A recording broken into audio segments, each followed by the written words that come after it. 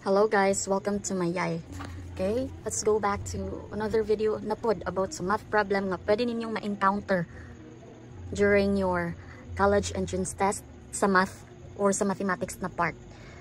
Pwede ni siya sa UPCAT, SASE, DCAT, USTET, PUPSET, or any other entrance test. Okay, so this is the question. The values of x in the equation x squared minus 3x minus 40 is equal to 0 are blank. We are going to find the values of x or the factors of this equation. X squared minus 3x minus 40 is equal to 0. Unang-una gid class ang ato yung lantawon ana para mas madali. This is a technique. Ang kaning iya ang constant term which is negative 40. So unsay mga constant in negative 40? We have negative 8 times 5 or 8 times negative 5 since they are both like that. They are both negative, so pwede na siya ma-result to negative 40. And now, ang ato pong lantaw na pod kay ang ilang positive or ang ilang addition. Pag i-plus na to, dapat ang mo-result ana kay ang coefficient diri sa second term. Kana siya, which is si negative 3. Now, i-add daw nato si negative 8 ug si 5. Unsay result? Negative 8 plus 5 is equal to pila? That's negative 3. How about 8 and negative 5? 8 plus negative 5. That is positive 3. Now, unsa ang ato ang coefficient diri sa second term? We have negative 3x. So, that's why ang ato ang coefficient dira kay negative 3. And now, we're going to choose the factors negative 8 and positive 5. Since negative 8 times 5 equates to negative 40, also, when we add the two numbers, negative 8 plus 5, we're going to have negative 3. So, we're going to use these factors, negative 8 and 5. So, all we have to do is just make this one x minus 8 and x plus 5 is equal to 0.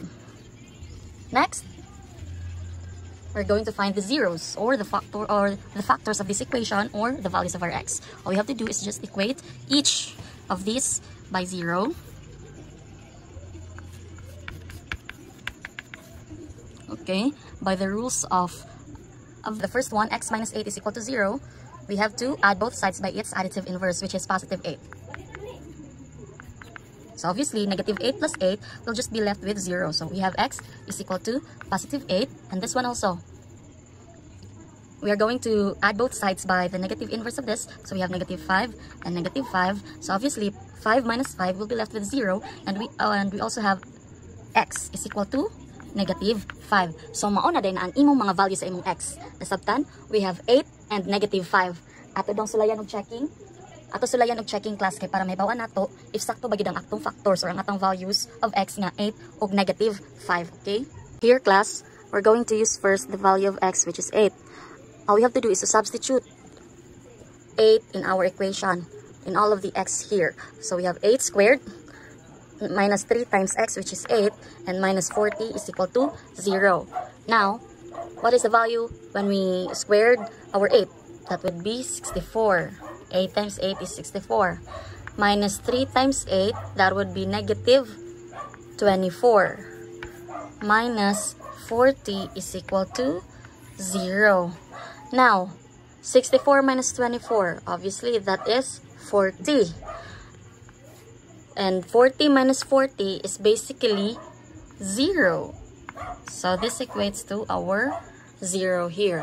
That's why the value of x, which is 8, is correct. So we should include 8 as one of the values of x. How about negative 5?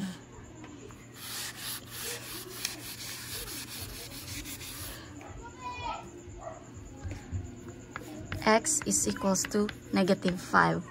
Substitute negative 5 to the equation. Negative 5 squared minus 3 times x, which is negative 5, minus 40 is equal to 0. Now, what will happen? Negative 5 squared is just 25, since negative 5 times negative 5 is positive 25. Negative 3 times negative 5, that would be positive 15. And we have negative 40 is equal to 0. Again, negative 5 times negative 5, since we have negative 5 squared, resulting to 25, positive 25. Negative 3 times negative 5, that would be positive 15. Then minus 40 is equal to 0. Now, 25 plus 15. Obviously, that is 40.